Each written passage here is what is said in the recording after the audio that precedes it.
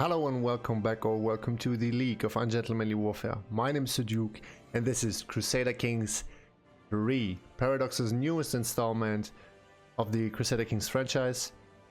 And we have waited for a long time for this title to come out. And it's finally here. You can get it on Steam, Xbox Game Pass, and on a lot of other places, I think. So go grab it, play it, have fun with it. I most certainly will. And without further ado, let's dive straight into a new game. Before we pick our ruler, or we talk about what's going on here, I want to lay out some ground rules for this playthrough.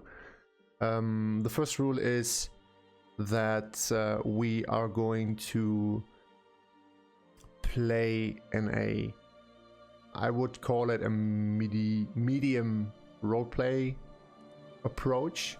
So we will act accordingly to the character's trait, whatever character we're going to pick.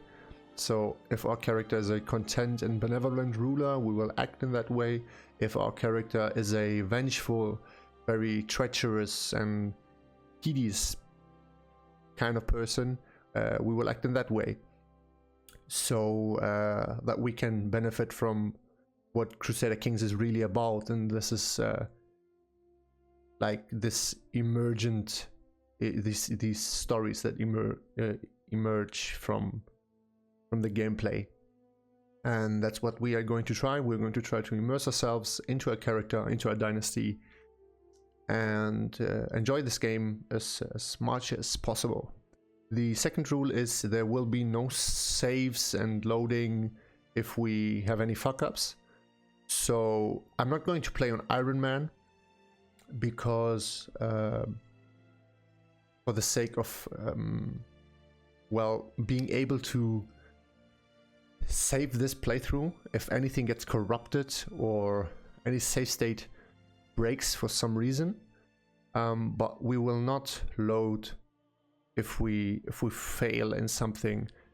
So if this playthrough is over after 2 to 3 hours or only 3 episodes or something, that's it. We will be done. The story of our dynasty will be told, and we will start a new game. So with that said, let's see what we're dealing with. We can see that we have 6 start dates. We have the Wrath of the Northmen. Oh, and another thing, there will be a lot of tooltip reading because Paradox, I like it, and Paradox have put a lot of emphasis on the tooltips, and they have improved their system a lot, and you will see what I mean by that.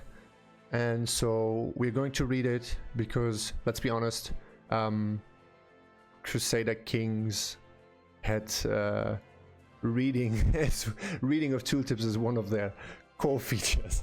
So, well, let's see what we got here. The 1st of January in 1867, Anno Domini. Wrath of the Northmen. 2 years ago, King Aelle of Northumbria threw the great Viking hero Ragnar Lothbrok into a pit of snakes to die. Upon hearing the news, Ragnar's son set sail for England to avenge their father. The brothers have since established a firm foothold in York and the Isles. The Anglo-Saxon kings have lost battle after battle. The future looks bleak indeed. But all hope is not lost, and a great hero could still turn the tide of history. Will you lay all of England under Norse rule, or vanquish the great heathen army from Anglo-Saxon soil? Yeah, that's a northern start. We can play as one of the sons of Ragnar Lothbrok, Ivar the Boneless, Bjorn Ironside, Sigurd Snake in the Eye, Halfdan White Shirt, and Earl Alfred.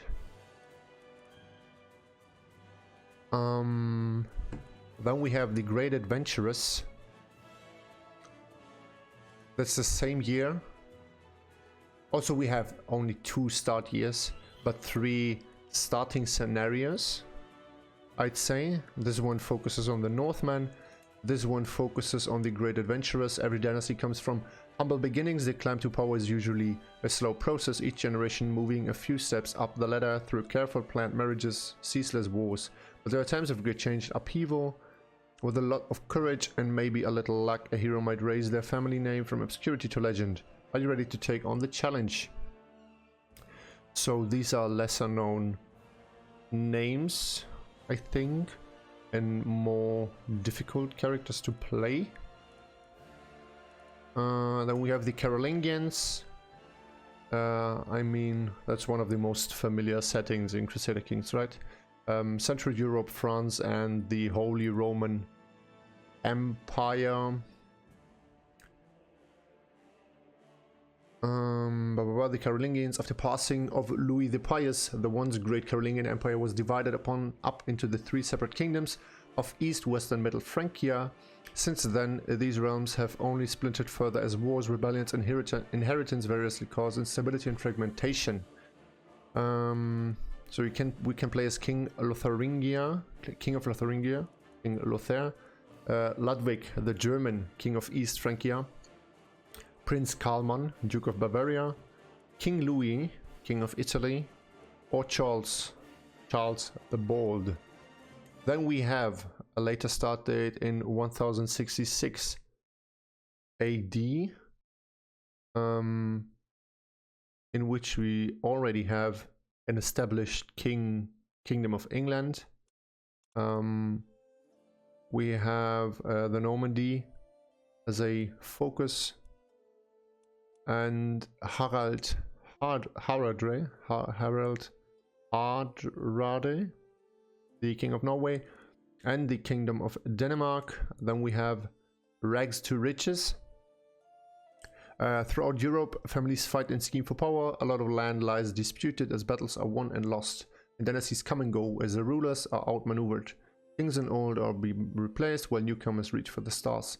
Which will you be? You can play as Petty King Morchard, which is the Duke of Munster in Ireland. You have the Duke of Toledo, Emir Yaha, well, in the south or middle Hispanian Peninsula. Then you have the Duke of Apulian, Duke Robert, the Duchess of the Tuscany, Duchess Matilda, and you have Duke Bratislav, the Duke of Bohemia, which is an interesting character. And the last scenario is the Iberia in pieces. Iberia in pieces, when the old King Ferdinand I passed away, his 3 sons all inherited a piece of his Iberian kingdom. Greed, ambition, and holy war soon push the Iberian Peninsula to boil, and the bonds between family members start to fray. Are any of the Fernandez siblings strong or cunning enough to emerge victorious over the rest? How will war or diplomacy mold the Iberian Peninsula? We can play as the King of Leon, King Alfonso, King Garcia, King of Galicia, King Sancho, King of Castile, King Anso, King of Navarre, or we can play as Infanta Urracaza, the Countess of Zamora. The other option we can choose is to pick one of these start dates and then click on play as any ruler, which is actually loading the whole game, and we will get a more familiar view on the map, on which we can zoom all the way in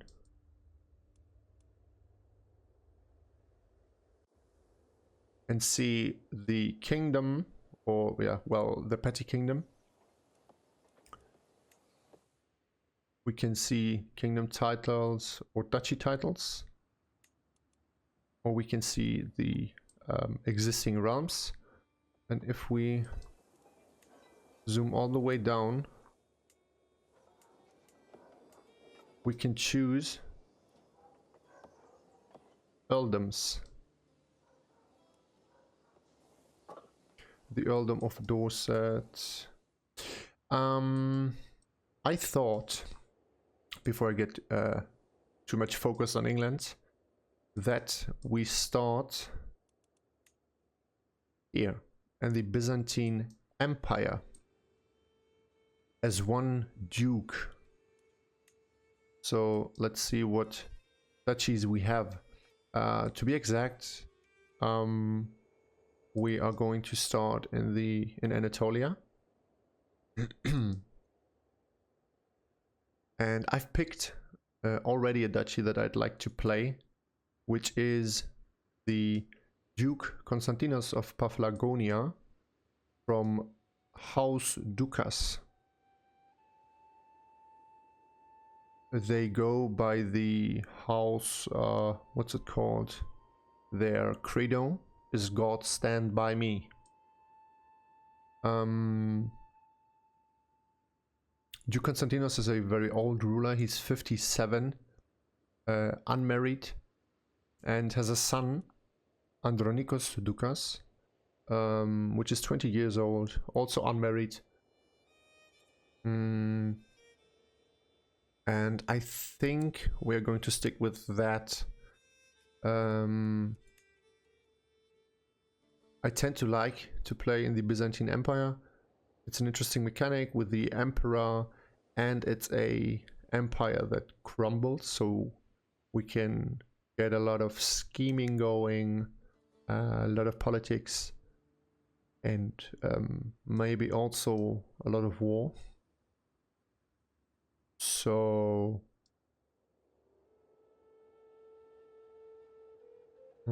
I think that without further ado, we are going to play as Dukes Konstantinos of Paphlagonia.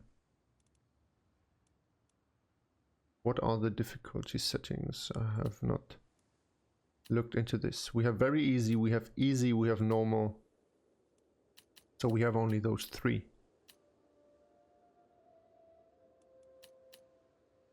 Okay, so normal is the default difficulty you can play on, and then you have very easy and easy, which disables achievements. So we're going to stick with normal. Let's see what we have here. So Konstantinos of Paphlagonia is a vassal to the Byzantine Empire, and the Byzantine Empire, the current holder of the title is Basilios of the Byzantine Empire. His line of succession includes some sons, one princess, and then, well, his father. That's a weird one. So that's the emperor, and that's his father. He somehow passed the title down to his son before he died, right?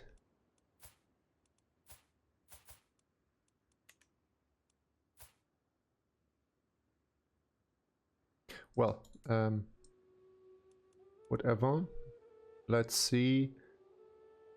His personality is a godless lackey. Duke Konstantinos will act against you and others according to his personality, which is primarily determined by his personality traits.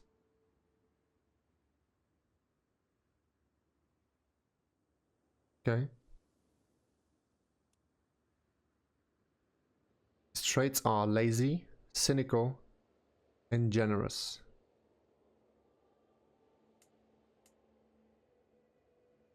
I think now that I see this, these traits may be randomly generated.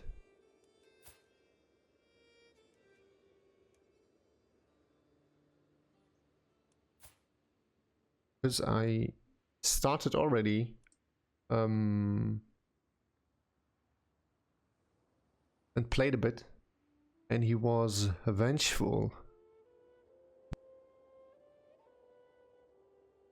Yeah, he was vengeful also. So what happened there?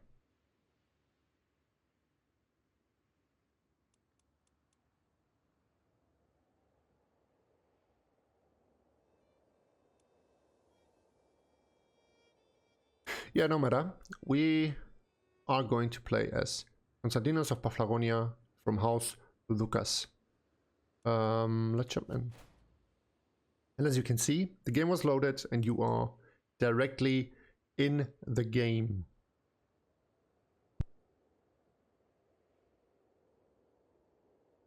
First of all, I have to say, Paradox did a great job with the user interface design. Everything looks neat and clean. They got rid of this old school medieval looking pamphlet design that they had, that it was really clunky. I mean, I understand what they try to achieve, like this immersive interface thing, but this works way better with these simple colors, not this bright and white UI. You have much simpler symbols here, and of course the character design is amazing. Also, the backgrounds look really beautiful, and the information, I mean, okay, it's daunting as in every Paradox title, but we're used to it, right? That's why we play it. We have a masochistic tendencies, I think, if you play Paradox games.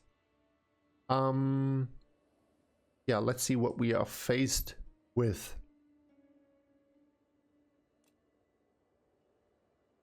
Encyclopedia, let's just...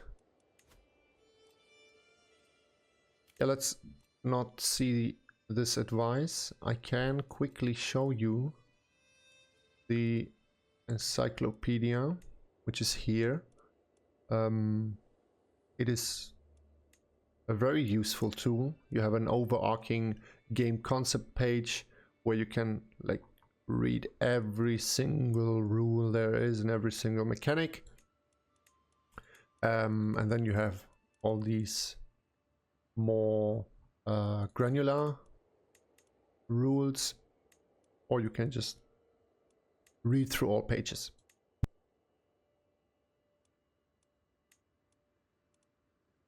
Sorry, I had to drink something.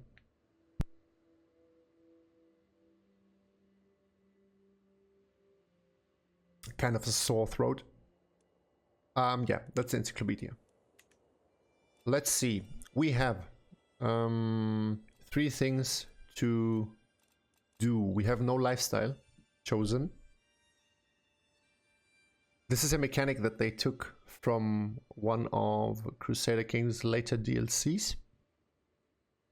And they yeah, reworked it quite a bit. You can choose a lifestyle for your ruler.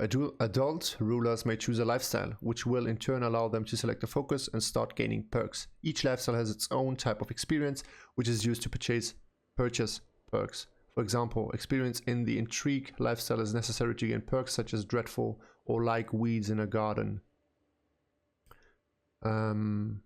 Dreadful brings you dread, and like weeds in the garden brings you fertility. So the lifestyles are diplomacy, focus on understanding people and their motives, how to handle other realms, and how to win unwavering loyalty of your subjects. The martial lifestyle, focus on control of your realm, honorable conduct, and the strategies that will win your wars. Because of your martial education, martial? I don't know how to pronounce this. I stick with martial.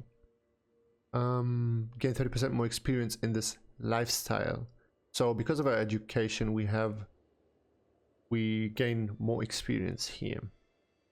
Then we have stewardship, focus on dealing justice, administrating the lands of your realm, and filling your coffers with gold. Then we have intrigue, focus on the manipulation of people, the nature of secrets, and the cunning plots that will bring your plans to fruition. And learning, focus on learning all that you can. The realm of knowledge and divinity lie within your grasp, as well as the secrets to life itself. To choose a lifestyle, we need to first look at our character. Our character is lazy. The easiest road in life is the road most taken by Konstantinos. Cynical, Konstantinos trusts the self-interest of others above all else. This gives us +2 in intrigue, +2 in learning, monthly piety, faith conversion cost -20. Cynical characters tend to like us, and zealous characters do not like us. We are generous. We have +3 in diplomacy and -10% of monthly income, and greedy characters do not like us. Acts of benevolence and charity are no strangers to Konstantinos. So we are lazy and we are generous, okay? We are a skilled tactician, which gives us +6 in martial. Monthly martial lifestyle experience increased by 30%. Konstantinos is a reliable commander and a fearsome warrior, renowned for his martial skill. Then we are an organizer. We have lesser retreat losses and movement speed. In capable hands, a well-organized army can swiftly outmaneuver the enemy in any situation. It's a good thing. And we have overseer, which gives us +2 in martial, stewardship +2, and the control growth factor +50%. Control measures the grip that the government has on the population of a county. It is a crucial, especially for collecting taxes from the holdings. When a county changes hands through war, control goes down drastically, which is a good reason to vassalize the current holder instead, if the casus belli allows. County control can also be damaged by sieges and peasants uprising. Low control may lead to county corruption, and the primary way of increasing control is a counselor task available to your marshal. Okay, and as we can see, that is what I mentioned earlier with the reworked tooltips. So if you hover over anything, you will get an explanation for it. You will get this tooltip which explains it. So that's super awesome for well, learning anything in this game and getting used to new mechanics, because this game is huge in its complexity. But anyway, we wanted to choose a lifestyle, right? So we are a very martial character, so we are going to pick a martial lifestyle, focusing on controlling of a realm, honorable conduct, and the strategies that will win your wars. Let's see. We have 3 foci that we can choose from. We have the strategy focus. Luck can win a duel. A fool can win a battle. It takes more to win a war. This will give us +3 to martial. And our martial experience is 37 per month. Then we have authority focus. To rule is to make all the aspects of a realm move in unison and work together. Focusing on authority grants martial +1, dread gain +20%, control growth, martial experience is 37 a month. And then we have this chivalry focus. Victory comes not through blood or gold, but honor. Prowess, attraction. Oh. So, attraction is a type of opinion that only affects characters whose sexual orientation matches your gender. So, if we pick honor, chivalry, we are more... women are more attracted to us. And we have a greater battle advantage, +5. Battle advantage is a mechanic that applies well in battles and skirmishes, and we'll explain that later when we get there. But for now, we are a very old martially focused ruler, so I think the authority focus fits us best. This experience we are accumulating or gathering.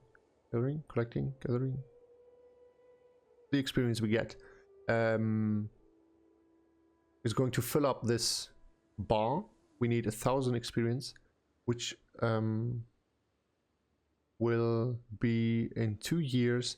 Then we can pick a new trait, a new perk on one of this well, skill trees, which ultimately can lead to the unlock of a martial trait, which in this case will be the strategist. This gives us +3 martial, 1 diplomacy, the enemy fatal casualties +25%, and we cross water without advantage penalties. That's a very good trait. As we can see that our very old ruler, 57 years, has already a lot of perks. He has gained the trait Overseer because of that, which gives us a 50% growth factor, +2 in stewardship, and +2 in martial. And the gallant trait gives us, or would give us, okay, so the tooltip needs a little bit of work because I cannot possibly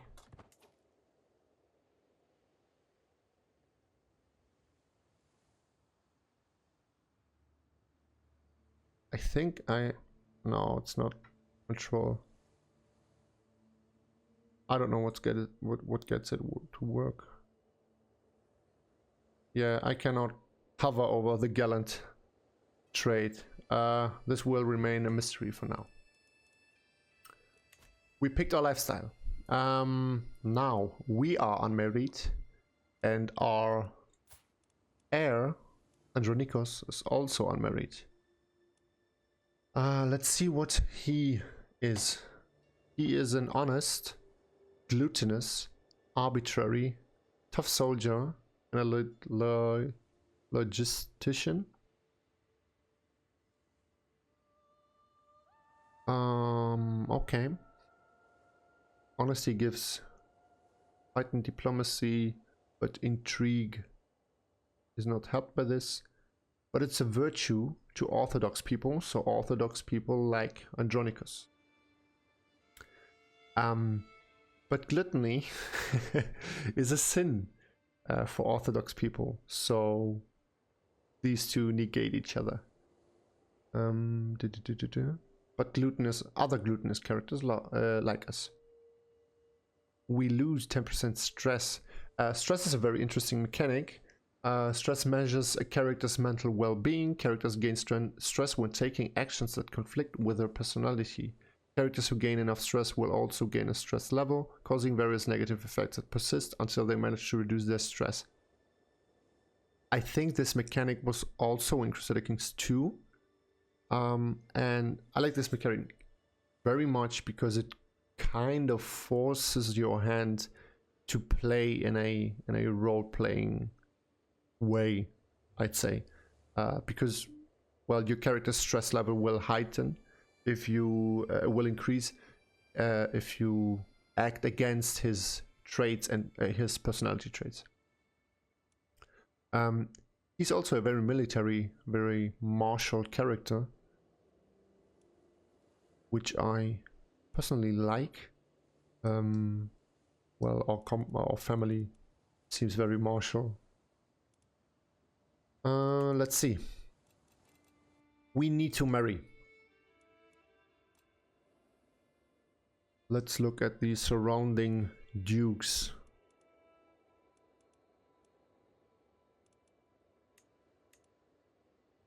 So that's the Byzantine Empire. There are some dukes there. But I think we will try to get some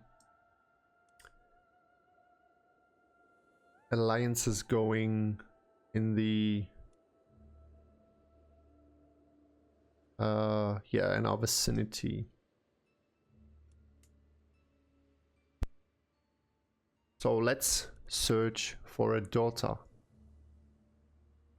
Juliana Cataclesis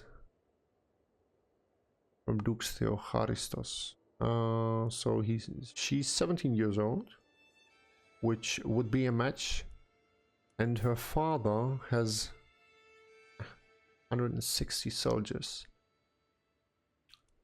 36 gold, 450 prestige.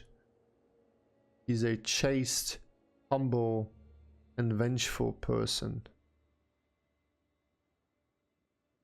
and an intricate web weaver, so he's a very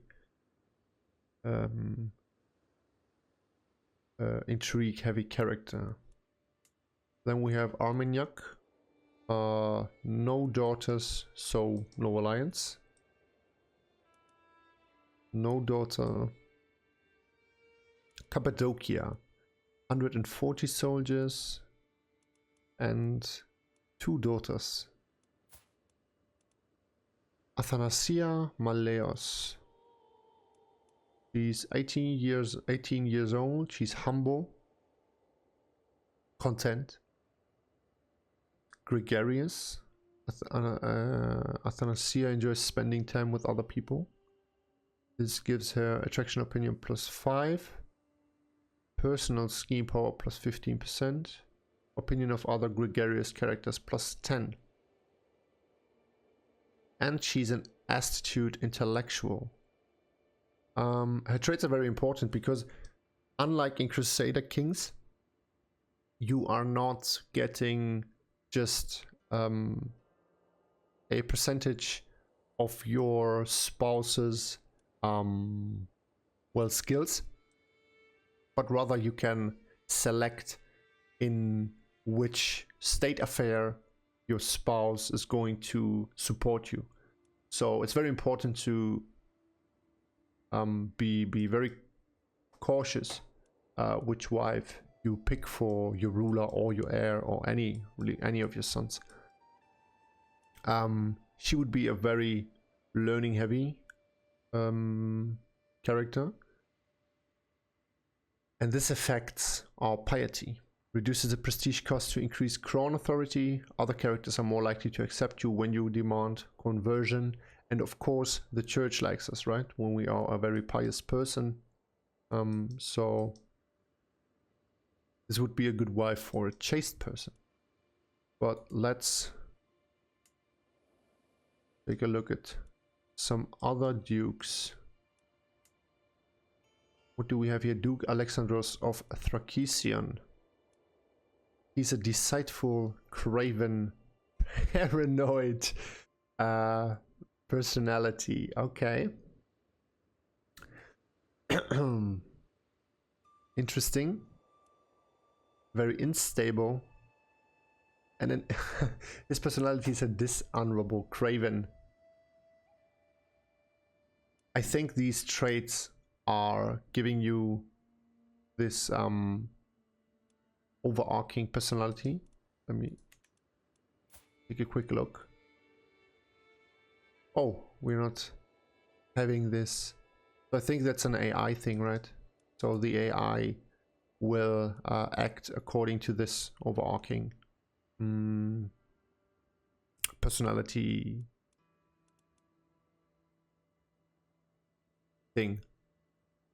But anyway, we are searching for a daughter. For a spouse. He has a daughter, Antipatra Lacha Nodrakon. She's 22 years old. She's just, ambitious, and honest. So she naturally likes our character more because he's honest, our son more because he's honest too. She's a fortune builder, which gives her +6 in stewardship. But she's slow. A lot of things pass Antipatra by unnoticed. This trait is congenital. Certain traits are congenital and can be inherited by offspring. Well, we don't want a slow offspring, right? I mean, he seems to be a very powerful ruler. He has 240 men. But I think we will find somebody else. Duke Alexios. Compassionate observer. He's shy, gluttonous, and forgiving. He has 2 potential daughters. One is Athanas. Oh, we already looked into her, right? Athanasia Maleos. She's humble, content, and gregarious. And the other daughter is Calais. She's sadistic, generous, and deceitful. Not a good match for our son. He's getting a martial education. So she seems quite interesting.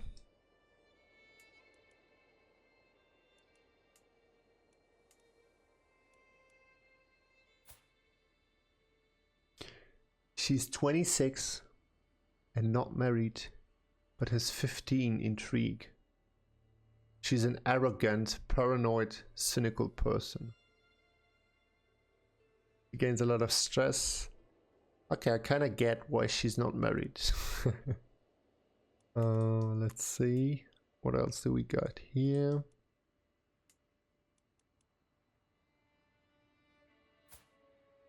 She's 30 and not married. She's a just, arrogant, calm person.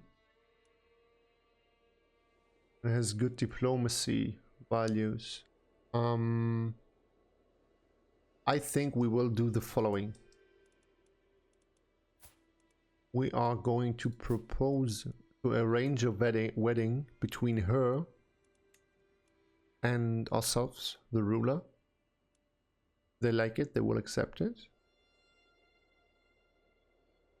There is a chance to bear children. He's 57. Okay. So let's try this and get Duke Simvatios on our side.